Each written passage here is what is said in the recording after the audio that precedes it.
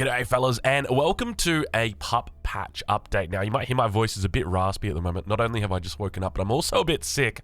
So hopefully I get through it, because we got plenty of content coming up for you guys this weekend. EGC TV's final weekend going to be happening this weekend, so make sure you check it out. I'll leave a link in the description. But let's get to it. Let's talk about exactly what we've got up for you guys today. It is an update to the pup. There's been a whole bunch of changes, including buffs to the Ottomans. That is correct. A whole bunch of other changes. So let's get into it.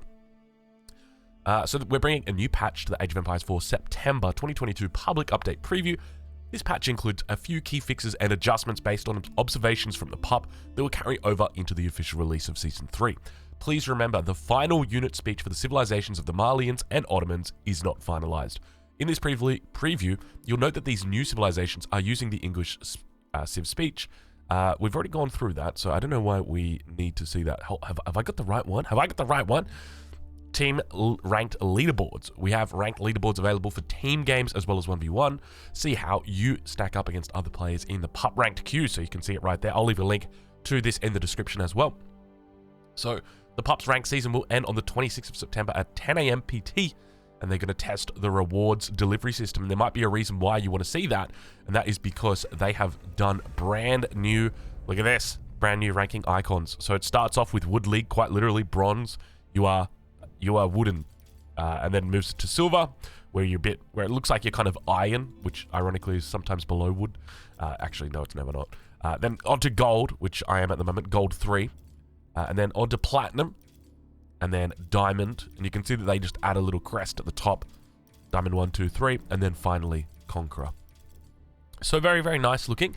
I love the new design. I think it's absolutely beautiful. Devs have done a great job, or the art designers have done a great job. But we continue moving on. There's also a new cheat which is out with the new, which replaces the AoE 4 attack notification alarm with the AoE 2 alarm. And then we get a bit more information about the public update preview, and then we get on to the changes. So mega randoms now added to the quick match pool. Fix a previously known issue where the match lobby did not display team ranked badges for players, and introduce mitigations for several networking issues. Great changes. Fixed an issue where arrows fired from town centers and arrow ships would not play any audio, so they fixed that up. Apparently it now sounds like a keep. Units will now respect their future state when executing queued commands. For example, monks can be queued to pick up a relic and then return it to a monastery. This is a really good change, because essentially you can just queue the monastery to do everything that you need to do for that. Naval rework changes. Springald ships get a little bit more bonus damage against buildings, so their break points can be slightly higher, or slightly lower rather. Naval ship deaths are now correctly confirmed for challenges. Fire ship burning visual effects now display when the ship is built while off screen. And naval traders return 40% less. Wow. Naval traders returned 40% less resources from trade routes. They nerfed water trade even though no one was using it, because obviously it was obviously broken. It was crazy. Fire Lancer got nerfed from 3 to 1 armor and 4 to 2 armor. Good change. Honestly, this was a requirement. I felt like if you actually took this live, Fire Lancer, it just becomes so busted. So that's a good change. English Vanguard men at arms, so it has been changed back, so the health has been reduced, the damage has been reduced back to where they were before. So the spearman is still going to be, quite strong, but the men at arms, it's going to be a little bit weaker in the Dark Age. That's Dark Age only. So once you upgrade to the Feudal Age, it is going to be absolutely fine for you. Malian fixed a bug where poison arrows would stop functioning when upgrading archers at the Farimba garrison. This was something that actually happened to Muslim. In one of the, I think it happened in one of the show matches actually. And fixed a bug where the Donzo would play a looping attack animation while their spear throw was on cooldown. I've seen that one before, that's quite funny. Warrior Scouts health regeneration reduced from 5 to 1 health per second. So we did see, there was a game recently which Beastie went for mass Warrior Scouts in the late game, and those things were healing like crazy. So that's been changed now to 1 health per second, so a good change. And fixed an exploit in the Malian trade tags mechanic. Quite an interesting exploit, that one. I don't know how good it was. I guess it was an exploit nonetheless, so yeah, a good change. But then, finally, and this is the big one for me, Ottoman starting would increase from 150 to 200, and core military and technology buildings are 33% cheaper. So what does that mean? Well, this is what I'm excited for, because it now opens up the early game for the Ottomans. If we want to go take a look and just you know, do a bit of theory crafting on the things that you can do. Let's make sure we put our color onto green because that's the best color. Don't at me. Going up against the Malians. So essentially, opening with 200 wood and 33% less cost on your buildings, and I think it was wood cost specifically, means that you should be able to open with a barracks and a military school before you even do anything. Well, I say before you even do anything, but if we got to go gather our stone first. Maybe you just chop on a straggler. So if we just do this... Oh, they got voices, by the way. I just realized that they don't have English voices. Emmet. Oh my god, it sounds exactly like Age of Empires 3. So I think it's 100 for a barracks. Oh, military school still costs 150. So we're going to put down our military school, but your barracks only cost 100. So I think this definitely opens up your early game a lot more. And I mean, with military schools costing... Oh, this is an interesting change because it doesn't change the cost of the military school. It just changes the cost of the barracks. And you can see that we can now drop a barracks down right away. We're before a minute and we've got 2 military production buildings coming down. And you might be looking at me like, Drongo, that's crazy. Why the hell would you ever do that?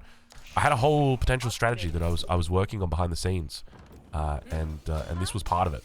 But you can see now that we don't have, obviously, the resources to build that because we used a wood villager. But anyway, that's an interesting change. I do like this one. But I think this is going to open up a lot of potential for the Ottomans. So their starting wood increases from 150 to 200, which means, obviously, that's 50 less that you're going to need to chop. I think at the moment, the most common thing that Ottoman players were doing already, like if you watched Beastie play, if you watched, you know, any of the top level guys play, it was just your standard quick, super duper quick age up. So I don't think this really changes much other than a faster second TC, which is kind of wild when you think about it, because typically it's like, all right, I'm going to gather sheep under the town center, I'm going to put gold mine down here, and then I'm going to drop a house down like that, and now I'm going to go lumber camp, and then that's pretty much it, and now I can just drop down a mining camp without even really thinking about it. And so it just means I think a faster second TC here. The other alternatives, I mean, realistically, when we have a look at this, so the core military and technology buildings also reduced as well. So blacksmith only 100. Okay, all right. I see what's going on here. Okay, so you can essentially, let's change this up a bit, but I think I see what they're getting at. So one of the big things that makes one of the things that makes, in my opinion, the military school quite a strong landmark, or quite a strong building, is the addition of the blacksmith. And I think you've got to get the blacksmith early, and this obviously is what they're targeting it at. So essentially, you're going to see players aging up. You can see we've got plenty of resources, so it's going to be, so you would, I would suspect what you might see players do is look to go for, you know, your gold mine, and then in the transition period, or rather drop the house, drop the lumber camp, drop the stone mine, and then in the transition period, you might see people go for like, there's the first, there's the second one, and then put the blacksmith down as well.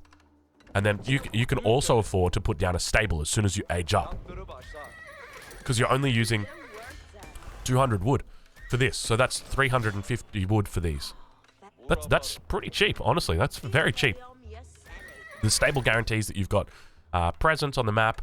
The military academy can also help you out. So I think that's pretty interesting. I'm liking this direction from the devs. I'm curious what you guys think. Is this change going to be enough to bring the Ottomans to the front, to the fore? Well, hopefully it is. I'm going to be playing them plenty. Whether I'm going to be casting or not, it's a different matter. Obviously, you can hear from my voice that I'm pretty sad Drongo at the moment. But other than that, fellas, I'm just going to leave it here. And we're going to catch you guys in the next one. Thank you for watching.